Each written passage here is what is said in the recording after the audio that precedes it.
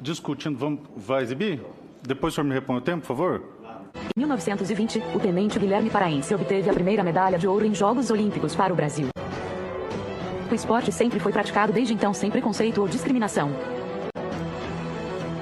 Por questão ideológica e desconhecimento, o tiro desportivo vem sendo objeto de preconceito e discriminação por alguns políticos. Atualmente tramita no Senado o PL 3.723/19, que visa trazer segurança jurídica aos praticantes do esporte. O projeto de lei 3.723/19 não flexibiliza mais acesso a armas, pelo contrário, ele traz mais restrições. Para que o direito do esportista não seja extinto por questões ideológicas, diversas entidades e pessoas vêm pedindo apoio aos senadores para a aprovação do texto, mesmo que ele traga prejuízos para a atual situação dos praticantes do esporte. Caso o projeto não seja aprovado, o esporte continuará sem segurança jurídica e, pior, sofrendo ainda mais retaliações e discriminações por questões ideológicas. Por consequência, o esporte deixará de existir no nosso país, prejudicando atletas, lojistas e famílias, causando ainda desemprego e de imediato um caos jurídico para os atiradores. Por fim, solicitamos a compreensão de todos os senadores para que sejam favoráveis ao PL 3.723 de 2019. Nós, atiradores, precisamos ter paz para praticar nosso esporte. Obrigado. Bom, muito bem.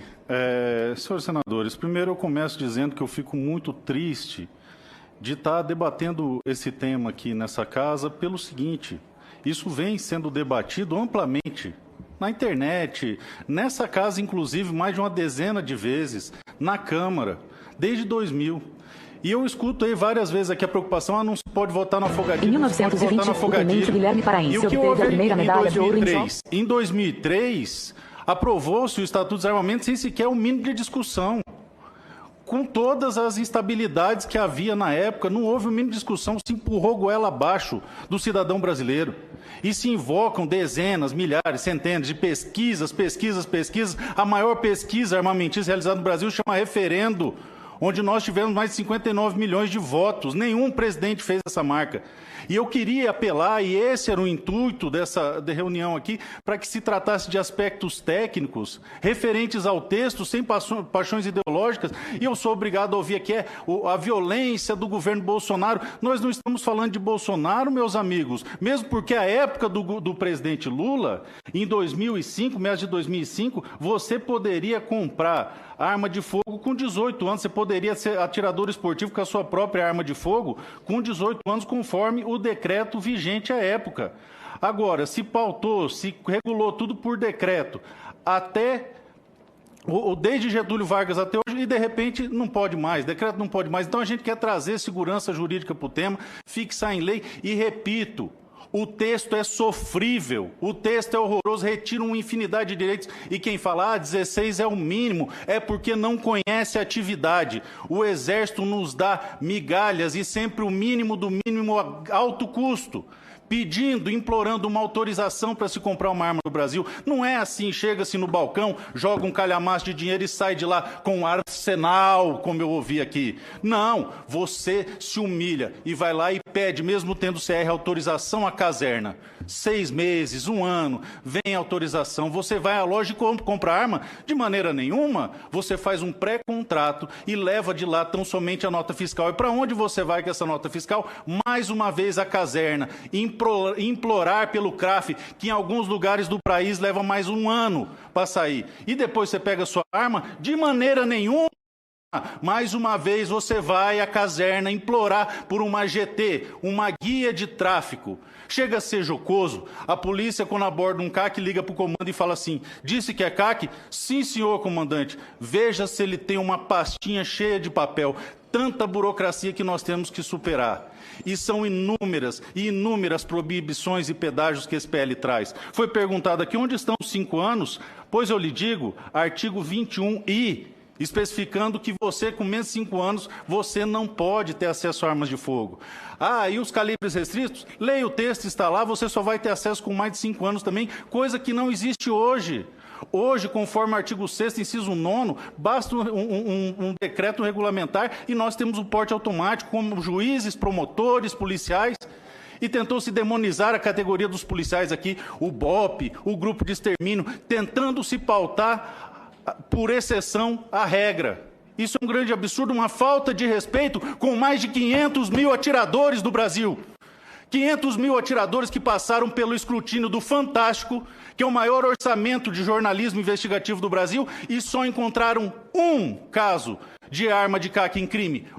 De um colecionador que adquiriu essas armas no ano de 98, que teve essas armas furtadas e o crime aconteceu em 2017. Nem se falava em Bolsonaro. Nós não estamos aqui para falar em Bolsonaro ou em Lula. Acabei de demonstrar que na época de Lula era até mais flexível.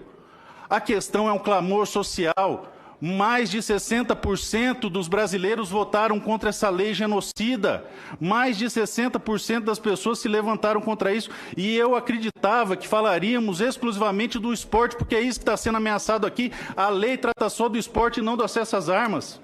Ora, o que tem em comum entre Hitler, Fidel Castro, Stalin, Omar Gaddafi, Idi Amin, Mao Tse-tung, Pol Pot, Kim Jong-il? Todos são desarmamentistas. Todos são desarmamentistas porque o Estatuto de Desarmamento não foi feito para tirar arma de bandido, e essa frase não é minha. Essa frase é de Márcio Tomás Bastos. O Estatuto de Desarmamento não foi feito para tirar arma de bandido, foi feito para tirar armas de cidadãos cumpridores das leis, como estão aqui nessa casa. Dificultar o acesso. Estive com o Ângelo Coronel, que está tentando ter acesso ao CR, ter acesso ao porte. Ele vai amargar 6 meses de burocracia se conseguir provar a efetiva necessidade. Um critério criado pela Alemanha nazista para desarmar judeu. É essa a realidade do Estatuto de Desarmamento do Brasil, e vão mais longe. A função é escravizar as nações, sim, porque ao longo de toda a história, todas as nações antes de serem escravizadas foram desarmadas. A função é enfraquecer a nossa soberania através do microdesarmamento perpetrado pela Agenda 2030. E eu posso dizer isso de peito aberto porque não recebo dinheiro da Open Society. Outra coisa, o Estatuto de Desarmamento vem para proteger marginal, pois tira deles o temor reverencial, a dissuasão racional de não entrar numa casa que tem armas.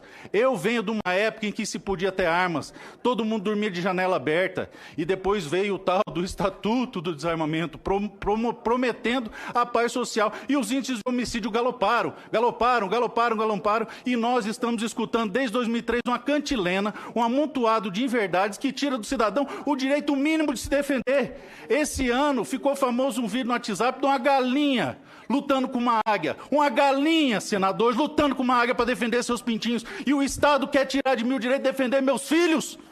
Isso é um grandíssimo absurdo. Isso é garantido até pela Convenção Interamericana de Direitos Humanos, o direito à legítima defesa. E não há direito à legítima defesa sem meios aptos à legítima defesa. Eu juro que eu achei que eu não entraria nesse tema. Meu objetivo era discutir exclusivamente o tiro esportivo, porque é disso que trata o PL. E, repito, é um PL extremamente restritivo. Mas não, tem que se ideologizar. Vamos parar de colocar todo o Brasil em polos. É Lula, é Bolsonaro, é Lula, é Bolsonaro. E a vida do cidadão, principalmente o cidadão mais humilde, que fica tolhido do direito à legítima defesa, porque esse amontoado de burocracia aqui, eu peito. Eu tenho recurso para pagar um despachante, aqueles que ele mostrou ali, que vai ficar 1 ano te enrolando por causa da burocracia. Eu tenho.